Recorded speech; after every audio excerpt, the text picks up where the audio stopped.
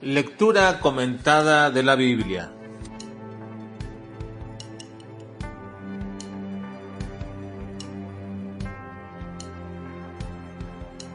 Juan capítulo 13 al capítulo 17.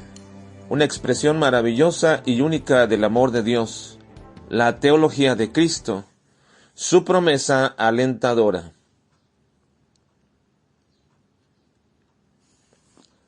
Dios manifiesta su amor de dos formas: de manera benevolente a todo el mundo, porque es su creación y para ello ha dado a todos los beneficios de su creación, a buenos y a malos. Y de la misma forma, la proclamación también del Evangelio a todo el mundo. Y sigue siendo esta manifestación del amor benevolente de Dios. Pero hay otra expresión del amor de Dios que es única y exclusiva, y es el amor complaciente o de predilección de Dios. Este amor es una expresión de amor de Dios por sí mismo, manifestado en la persona del Padre hacia la persona del Hijo. Es un amor divino.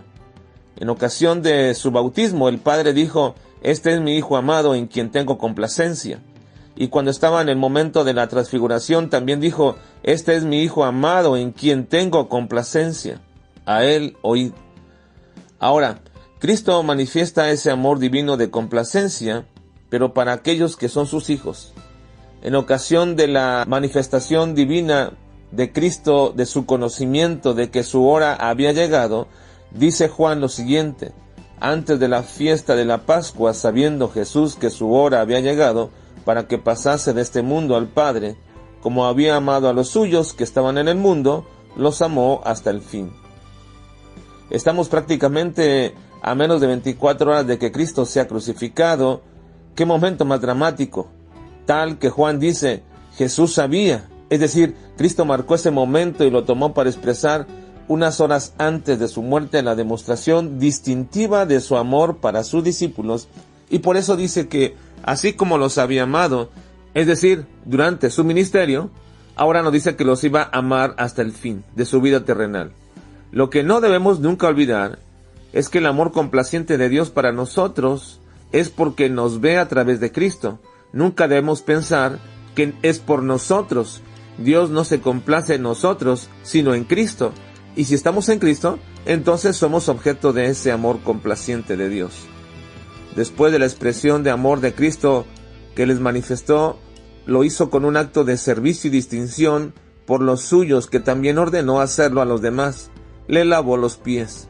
Y enseguida, Jesús pronuncia un discurso de despedida, en donde podemos observar lo que también podríamos llamar la teología de Cristo, uno de sus más largos discursos registrados en los Evangelios. Cristo ha venido enseñando toda su teología a través de su ministerio en estos 3 años, y recuerden que teología es el conocimiento de Dios. ¿Y quién más podría establecer el conocimiento correcto de Dios si no es el mismo Señor Jesucristo? Y por ello todo su ministerio se concentró en explicar y exponer quién era Él, quién era su Padre. En un sentido establece que son la misma deidad, pero diferentes personas. Esto era un pensamiento disruptivo dentro de la teología judía que no admitía más que un solo Dios. Y por supuesto que así era, pero no podían entender que había más personas en esa deidad. Así que en estos 4 capítulos se observará una exposición de la teología de Cristo de una manera mucho más amplia y sistemática en diversos temas que tienen que ver todos ellos con Dios en la persona del Padre, del Hijo y del Espíritu Santo. Ahora, no olviden que Juan está relatando en estos 4 capítulos las últimas palabras de nuestro Señor Jesucristo en las últimas 24 horas de su vida terrenal. Así que entonces deberíamos prestar mucha atención y poner un énfasis en lo que Cristo enseñó, porque es aquí, y según el diseño de Juan, obviamente guiado por el Espíritu Santo, respecto al propósito del por qué Juan escribió este Evangelio, y era manifestar que Jesús es verdadero Dios. Ese ha sido su propósito de todo el Evangelio. Dice Juan en el capítulo 20. Hizo además Jesús muchas otras señales en presencia de sus discípulos, las cuales no están escritas en este libro, pero éstas se han escrito para que creáis que Jesús es el Cristo, el Hijo de Dios, y para que creyendo tengáis vida en su nombre.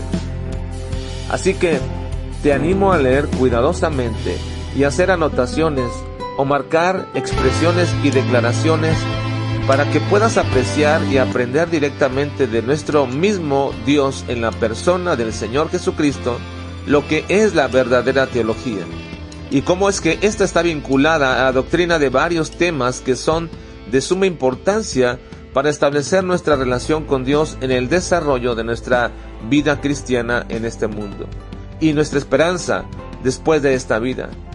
Solamente déjeme decir algo sobre una de estas doctrinas dentro de la teología de Cristo: su regreso prometido.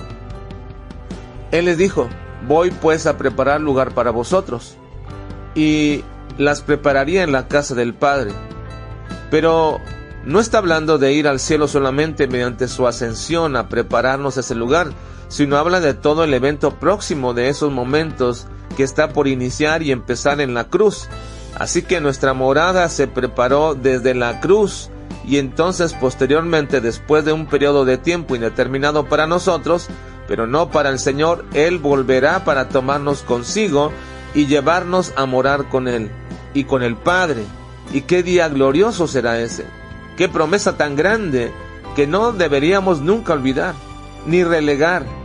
Hay una expectativa que no deberíamos dejar que se empolve, porque esa promesa nos vuelve a colocar una vez más en el gozo del Señor cuando estamos frustrados, tristes, apesadumbrados, desconsolados y, en una palabra, turbados por las circunstancias de esta vida, que lo único que puede aliviarnos es su preciosa presencia con nosotros.